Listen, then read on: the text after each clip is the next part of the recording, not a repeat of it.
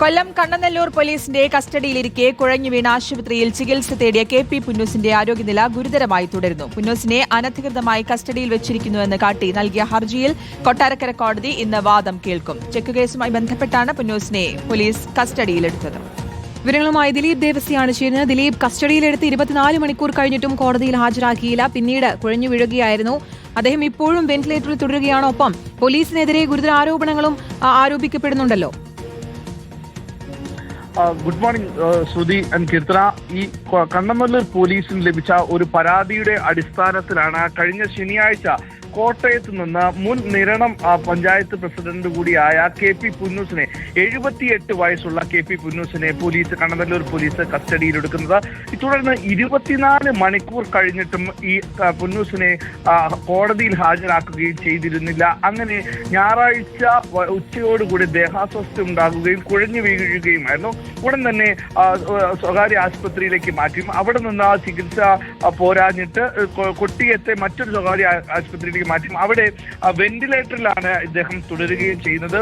ഗുരുതരമായ ആരോപണമാണ് ഇപ്പോൾ പുന്നൂസിന്റെ അഭിഭാഷകൻ ഉന്നയിക്കുന്നത്. അതായത് 78 വയസ്സുള്ള ഒരാളെ 24 മണിക്കൂർ കഴിഞ്ഞിട്ടും മജിസ്ട്രേറ്റിന് മുന്നിൽ ഹാജരാക്കാതെ മാത്രമല്ല കസ്റ്റഡിയിൽ വിടാൻ വേണ്ടി 10 ലക്ഷം രൂപ പരാതിക്കാരന് നൽകാൻ പോലീസ് ആവശ്യപ്പെട്ടു എന്നുള്ളൊരു ആരോപണം കൂടി ഈ അഭിഭാഷകൻ ഉന്നയിക്കുന്നുണ്ട്. അതായത് 78 വയസ്സുള്ള ഒരാളെ ഈ കസ്റ്റഡിയിൽ എടുത്ത ശേഷം ഇതിനുള്ളിൽ പോലീസ് ഒരു മധ്യസ്ഥതയ്ക്ക് വേണ്ടി ശ്രമിക്കുകയും ചെയ്തു. ആ സമയത്തൊക്കെ 10 ലക്ഷം രൂപ നൽകിയാൽ കേസിൽ നിന്ന് ഒഴിവാക്കാമെന്ന് പോലീസ് പറഞ്ഞതായിട്ടാണ് ഇപ്പോൾ ഈ KP പുന്നൂസിന്റെ അഭിഭാഷകനടക്കം പറയുന്നത്. എന്തായാലും ഇപ്പോൾ KP പുന്നൂസിന്റെ നില